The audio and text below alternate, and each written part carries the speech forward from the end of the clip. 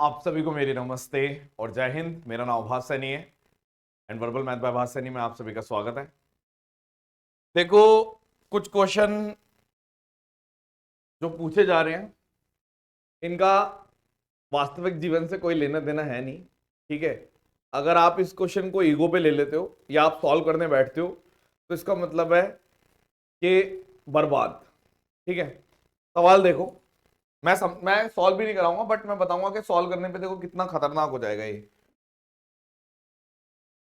Present value of 10,000 received in 2 years if the interest is 12% per year discounted semi annually। यानी कहने का अर्थ यह है कि अगर आप एक साल का यानी कि आपने बोल दिया 12 महीने का रेट ऑफ इंटरेस्ट 12% ले लेते हो, 6 महीने का रेट ऑफ इंटरेस्ट 6%, तो मुझे 6% का 4 टाइम्स इफेक्ट निकालना पड़ेगा, जो कि आएगा कितना आएगा, कैलकुलेटर यूज करना पड़ेगा। ये वाला क्वेश्चन आपको सॉल्व करने की जरूरत नहीं है। 26.247696%। कैलकुलेटर क्यों यूज कर रहा हूं? ऑप्शन नंबर बी और सी की तरफ तनिक देखिए, ना तो अप्रोक्सीमेशन यूज हो सकता, ना आप कोई एक डिजिट मतलब आप राउंड ऑफ कर सकते, कुछ नहीं कर सकते आप। ठीक है, आप अगर इसको परसेंटेज के अलावा दूसरे रास्ते में जाओगे तब भी ज्यादा से ज्यादा कितना आ जाएगा कि 26247696 की वैल्यू ये है, ऐसे आ जाएगा ज्यादा से ज्यादा। ठीक है, कुछ क्वेश्चन बने ही स्किप करने के लिए हैं। इस क्वेश्चन का क्या लेना देना है कंपटीशन से, ये तो बनाने वाला जाने और क्या ही जाने। ठीक है, बर्बादी है ये, बर्बादी। इस क्वेश्चन को पेपर में अटेम्प्ट ही नहीं करना इस टाइप के क्वेश्चन को। ठीक है, कुछ ऐसा होता है, ठीक है, आपको ऑप्शन कितने भी क्लोज देने हैं कोई बात नहीं, लेकिन आप कुछ ऐसा दे देते जो सॉल्व तो कंप्लीट हो जाए। अब अगर मैं 6% का 4 टाइम्स इफेक्ट निकाल रहा हूं, ये आ रहा है, और इसका मतलब ये है कि इसकी वैल्यू दे रखी है आपको, एक लगा दो, यानी कोई चीज ऐसे समझ लो कि 4 इफेक्ट इतना आ गया, यानी कि कोई चीज 100% से, कोई चीज 100% से 2 साल में 126.247696% बन जाएगी। तो ये आपकी 2 साल बाद की वैल्यू है, जिसकी वैल्यू दे रखी है 1000 10,000 और 100% निकालोगे तो आंसर आएगा, यानी कि सी आंसर है वैसे तो, लेकिन ना तो इसको कैलकुलेट करना, ना हम बोलेंगे कि कैलकुलेट करो। खैर, अब आए हैं तो कुछ अच्छे क्वेश्चंस भी करा के जाएंगे। सवाल नंबर 1। ठीक है, एक फैक्ट्री में अजय और विजय वर्क करते हैं ऑन अ सेम मशीन पे, डायमंड कट करते हैं लेकिन ऑल्टरनेट बेसिस पे। मतलब ऑल्टरनेट आर का मतलब 1 घंटे अजय काम करता है, 1 घंटे विजय काम करता है। Ajay work for first hour, Ajay पहले घंटे काम करता है और फिर विजय वर्क करता है। ठीक है,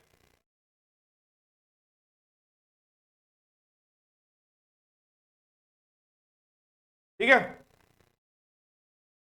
अगर इसने बोला Ajay can complete a work in 6 hour, Ajay 6 घंटे में काम कंप्लीट कर लेता है, विजय 16 घंटे में काम कंप्लीट कर लेता है। ठीक है, और in how much time can they complete the work if they are using machine on alternate basis. आपने मान लिया कि लेट वर्क कितना है, आप मान लो 48। 1 घंटे में 8 यूनिट काम करता है ये, 8 यूनिट काम 1 घंटे में करता है अजय, और 3 यूनिट काम करता है 1 घंटे में विजय। तो आपने बोला कि 2 घंटे में पहले अजय काम कर रहा है, यानी 2 घंटे में मिला के 11 यूनिट काम हो गया, तो 8 घंटे में मिला के 44 यूनिट काम हो गया। बचा कितना? आपने बोला 48 में से 44 चला गया, 4 यूनिट काम हुआ। अब ये 2-2 के पेयर में क्यों चला रहा हूं मैं? क्योंकि आपको पता है ऑल्टरनेट बेसिस पे अजय विजय, फिर अजय विजय, फिर अजय विजय। अब विजय जा चुका है, अब जब नेक्स्ट अजय आएगा, अजय क्या करता है, 8 यूनिट काम करता है 1 घंटे में, तो अजय 4 यूनिट काम करेगा आधे घंटे में, यानी कि 8 घंटे ये और आधा घंटा ये, 8.5 घंटे में काम खत्म। सवाल नंबर 2, ए जो है वो चेस कर रहा है बी को, मतलब पकड़ रहा है in the same interval of time, in the same interval of time A jump 8 times while B jump 6 time, और जो distance covered by A in 7 jump है वो distance covered by B in 5 jump है। तो speed का ratio आप मुझे बताओ, speed equals to distance upon time होता है basic.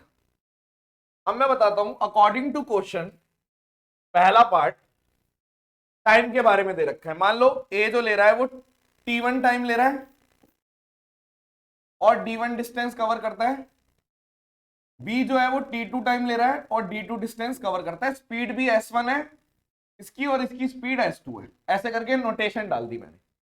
According to question time के हिसाब से कि अगर a का यानी कि t1 8 times equals to t2 6 times, यानी कि t1 अपॉन t2 दे रखा है आपको 3/4, और डिस्टेंस की बात करें कि d1 7 times equals to d2 5 times, यानी d1 अपॉन d2 की वैल्यू 5/7 है। तो आपको पता है कि स्पीड का रेशियो पूछा है, तो s1 अपॉन s2 क्या आएगा, d1 upon t1 upon d2 upon t2। जब इसको सॉल्व करोगे तो आप बोलोगे d1 अपॉन d2 इंटू में t2 अपॉन t1। अब कई लोग पता क्या बोल रहे हैं, हमने तो रट्टा मार रखा है, ये क्यों सॉल्व करा रहे हो, हम तो वैसे ही कर देते हैं। तो मैं कई बार क्या होता है उल्टा आंसर आप मार्क कर देते हो, इसलिए करा रहा हूं, ठीक है। अब d1 मतलब आपको डायरेक्ट ऐसे ही करना है, आगे से बस इतना करना है कि d1 अपॉन d2 अगर दे रखा है 5/7 और t1 अपॉन t2 दे रखा है यानी कि 3/4 का मतलब है 4 ऊपर आ गया और 3 नीचे, तो 5 चौक 20 और 21, 20/21 आंसर है, खत्म। ऑप्शन में 21/20 भी रहेगा, 20/21 रहेगा। नेक्स्ट टाइम जब भी देखोगे, ये तो सिर्फ समझाने के लिए लिखा है, आप डायरेक्ट कर सकते हो, t1 अपॉन t2 लिख देना, d1 अपॉन d2 लिख देना, और आप सीधा सीधा 5 मतलब d1 वाला इंटू t2 t1 वाले, ऐसे कर सकते हो आप, ठीक है, कोई दिक्कत। एक और, राम ए पॉइंट से स्टार्ट हुआ 8 बजे और बी पॉइंट पे पहुंच गया 2 बजे। सेम डे पे राजू बी पॉइंट से स्टार्ट हुआ 8 बजे, दोनों सेम टाइम पे स्टार्ट हुए, और 6 बजे पहुंच गया बी पे, यानी एक इधर से यहां जा रहा है, एक इधर से यहां जा रहा है और एक इधर से यहां जा रहा है, यानी डिस्टेंस सेम है। राम ने कवर किया एक तरीके से 8 बजे से 2 बजे, यानी कि 8 4 12 6 घंटे में। और अगर राजू की बात करें तो उसने कवर किया 8 बजे, यानी कि आप बोल रहे हो 8 बजे से शुरू करके 6 बजे, सॉरी, तो आपने बोल दिया 4 घंटे फालतू हो गए, तो 10 घंटे में कितना पढ़ा बस मैंने फिलहाल। अब आगे चलते हैं। From both points A and B are separated by only straight line track, यानी कि अगर ये बी है ये ए है, ठीक है। तो आप बताओ कितने टाइम में मिलेंगे। आप एक बात बताओ, अगर डिस्टेंस मेरा कांस्टेंट है के, तो आप बोलोगे जो टाइम का रेशियो है, जैसे टाइम का रेशियो है राम और राजू वाला, आप बोलोगे ये है 3/5, तो स्पीड का रेशियो कितना हो जाएगा कि स्पीड ऑफ राम और स्पीड ऑफ राजू कितना आ जाएगा 5/3। और क्योंकि दोनों एक ही टाइम पे चालू हुए 8 बजे, यानी कि आप बोलोगे कि टाइम कांस्टेंट है। देखो एक चीज समझा देता हूं, speed equals to distance upon time. पहले केस में डिस्टेंस कांस्टेंट था, तो आपने बोला स्पीड इनवर्सली प्रोपोर्शनल होती है टाइम के। दूसरे केस में दोनों 8 बजे चले, तो टाइम भी कांस्टेंट है। अगर टाइम कांस्टेंट है तो स्पीड डिस्टेंस के डायरेक्टली प्रोपोर्शनल हो जाएगी। यानी आप ये बोल रहे हो कि अगर ये 5 यूनिट, क्योंकि यही डी और जितना डिस्टेंस, क्योंकि 8 बजे चालू है, जितना डिस्टेंस राम ट्रेवल कर रहा है 5 यूनिट, और उतनी ही देर में राजू, जो राजू है वो 3 यूनिट करेगा, यानी जितनी देर में ये 5 कर रहा है उतनी देर में ये 3 करेगा। तो पूरा अगर मैं किसी एक के पहलू से देखूं, राम के पहलू से देखूं, तो राम को 8 यूनिट तय करने में कितने घंटे लग रहे थे? 6 घंटे। तो 5 यूनिट तय करने में कितने घंटे लगेंगे? 30/8, यानी आप बोल दोगे 8 × 24 और 3/4, यानी 3 घंटे और 3/4 का मतलब 45 मिनट। तो 8 बजे चालू हुआ था, 3 घंटे यानी 11 बज गए, और 3/4 मतलब 45, यानी 11:45। कई लोग इसको दूसरे तरीके से करते हैं, लेट करके करते हैं। मैंने जो ये तरीका बताया है बहुत ही जबरदस्त तरीका है, लेकिन हो सकता है कि आपको फर्स्ट टाइम में ना थोड़ा सा इतना कनेक्ट करे, आपको अपना वाला मेथड कंफर्टेबल लगे, आप उससे भी कर सकते हो। मैंने ये बिल्कुल लॉजिक से करा दिया। कौन सा लॉजिक? कि जब डिस्टेंस कांस्टेंट है तो speed inversely proportional to time, और टाइम कांस्टेंट का मतलब होता है रेस की तरह, कि 8 बजे ये भाग रहा है, 8 बजे ये भाग रहा है, दोनों सेम टाइम पे भाग रहे हैं, तो speed directly proportional to distance. यानी आप बोलोगे कि 8 बजे ये भी चालू हुआ, 8 बजे ये भी चालू हुआ, ये 5 यूनिट भाग रहा है, ये 3 यूनिट भाग रहा है, यानी यहां पे मिलेंगे। आपने बोला इसको एक तरीके से 8 यूनिट तय करने में 6 घंटे लगते हैं, तो 5 यूनिट तय करने में कितने लगेंगे? आपको पता चल गया 3 hours 45 minutes। उल्टे तरीके से भी कर सकते थे, उल्टे तरीके से भी, कि राजू को 8 यूनिट तय करने में कितने घंटे लग रहे हैं? 10 घंटे। 10 घंटे लिखा हुआ था ना, कहां गया? 10 घंटे। तो आपको पता चल गया कि 3 यूनिट तय करने में 30/8। बात वही हो गई कि इसको भी 3 घंटे 45 मिनट लगेंगे। चाहे यहां से कान पकड़ो या यहां से, आंसर सेम आएगा। ठीक है, आई होप कि ये आपको समझ में आ गया होगा। एक बार और बता देता हूं ढंग से सारी चीजें, फिर से सार बता देता हूं, फिर एंड करेंगे। पहला सवाल तो बहुत आसान था, ऑल्टरनेट बेसिस पे। पहले सवाल में सीखने वाला ये है कि हर 2 घंटे का चंक्स बना के चलो। आप 2-2 घंटे का चंक्स बना के चलो, तो 2 घंटे का, फिर 4 घंटे का, फिर 6 घंटे का।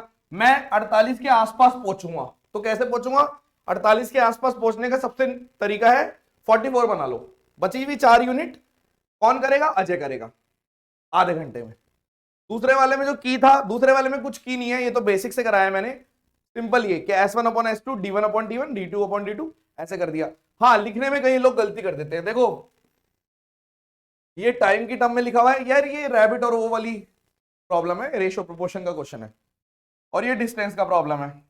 ठीक है, और ये जो आखिरी क्वेश्चन है ये तो सबसे जबरदस्त होना चाहिए।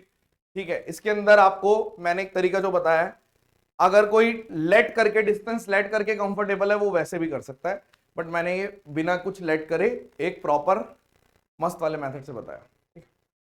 चलिए, thank you so much, session dismissed, bye bye. और ये तो कभी अटेम्प्ट ही नहीं करना इस टाइप के क्वेश्चन। ठीक है, आप चाहें तो यूट्यूब कमेंट सेक्शन में दुनिया भर का ज्ञान दे सकते हो कि मैं तो ऐसे कर लेता और वैसे कर लेता, लेकिन जब भी इस टाइप के क्वेश्चन आए तो जितने भी बच्चे मेरी बात मानते हैं वो स्किप करेंगे। चलिए, thank you so much, session dismissed, bye bye.